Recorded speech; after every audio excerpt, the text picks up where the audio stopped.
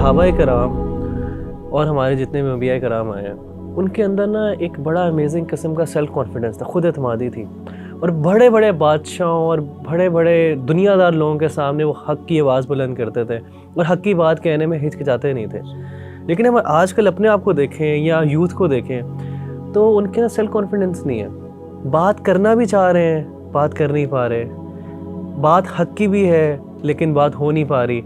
تو مغیرہ بھائی کیسے ایک انسان کے اندر سیلف کانفیڈنس آ جو کیا سیکریٹ ہے کہ اگر وہ بندہ اس کو اپنی زندگی میں اپلائی کرے، اس کے اندر خود اعتمادی بھی آ جائے اور وہ حق کی بات بھی کر پائے؟ ربی بھائی، اللہ تعالیٰ کو نا 2 قطرے بہت پسند ہے، حدیث میں آتا ہے۔ ایک قطرہ وہ ہے جو انسان جب اللہ کی راہ میں جہاد کرے اور خون کا قطرہ اس کے جسم سے بہہ جائے، یہ اللہ کو بہت پسند ہے قطرہ۔ اور دوسرا قطرہ جو اللہ کو سب سے زیادہ پسند ہے وہ یہ ہے کہ انسان اکیلے میں اللہ کے سامنے روئے اور اس کی آنکھوں سے آنسو نکلیں۔ یہ جو آنکھوں سے آنسو نکلنا یہ اللہ کو بہت پسند ہے۔ میری نظر میں سیکرٹ جو ہے نا خود اعتمادی کا، اور ایسا کانفیڈنس کہ جس میں انسان سمجھے کہ میری سامنے بادشاہ بھی کچھ نہیں ہے، انسان اپنے آپ کو اتنا بڑا سمجھے، یہ تبھی ہوتا ہے جب انسان کی خلوت پاک ہو جائے، انسان کی آئسولیشن پاک ہو، یعنی دروازے بند ہو گئے ہیں، پردے ڈل گئے ہیں، کوئی دیکھنے والا نہیں ہے، گناہ کے مواقع موجود ہیں، ذرائع موجود ہیں، اپرچونٹیز موجود ہیں گناہ کی، لیکن انسان اللہ سے حیا کھا لے، اسے اس بات کا احساس ہو کہ میرا رب مجھے دیکھ رہا ہے، اس کو اپنے آپ سے شرم آئے، اپنے آپ کو دیکھیں۔ ہر بندہ چاہتا ہے اپنے آپ کو اچھا دیکھنا، کوئی بندہ برا نہیں دیکھنا چاہتا۔ اس موقع پر ایسی ولنریبل پوزیشن میں جب اس کے پاس سب کچھ ہے، کوئی روکنے والا نہیں، اپنے پرنسپلز اور اپنی ویلیوز کے لیے، اپنے رب کو راضی کرنے کے لیے، اللہ کی حیا کے لیے ایک بندہ اگر گناہ کو نہ کر دیتا ہے نا، یہ انسان کو اتنا سیلف کانفیڈنس دیتا ہے کہ آپ امیجن نہیں کر سکتے۔ نبی صلی اللہ علیہ وآلہ وسلم کی بڑی پیاری حدیث ہے، آپ نے فرمایا کہ سبعۃ یظلھم اللہ فی ظلہ یوم لا ظل الا ظلہ۔ 7 قسم کے ایسے لوگ ہیں جن کو اللہ قیامت کے دن اپنے عرش کا سایہ نصیب فرمائیں گے، جب اس دن اس سائے کے علاوہ کوئی اور سایہ نہیں ہوگا۔ ان 7 میں سے ایک شخص رجل ذکر اللہ خالیا ففاضت عیناہ، ان میں سے ایک شخص وہ ہوگا جو اکیلے میں اللہ کو جس نے یاد کیا اور اس کی آنکھوں سے آنسو بہہ پڑے۔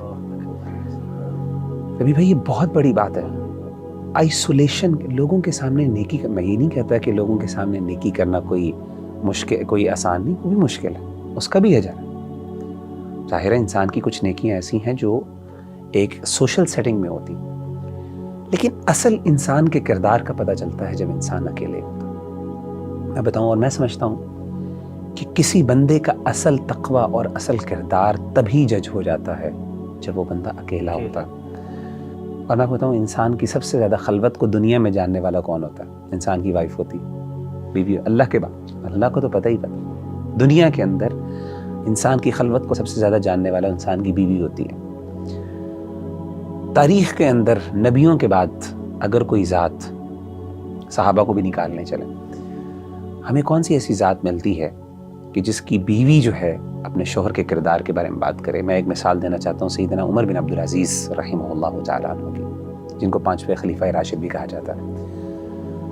میں حیران ہوا ان کی سیرت پڑھ کے کہ آپ کی وائف نے اپنے شوہر کے بارے میں کہا، الفاظ کچھ یوں تھے کہ واللہ، اللہ کی قسم، ما رأیت احدا اتقى من زوجی، اللہ کی قسم میں نے اپنی زندگی میں کبھی بھی اپنے شوہر سے زیادہ اللہ سے ڈرنے والا کوئی شخص نہیں دیکھا۔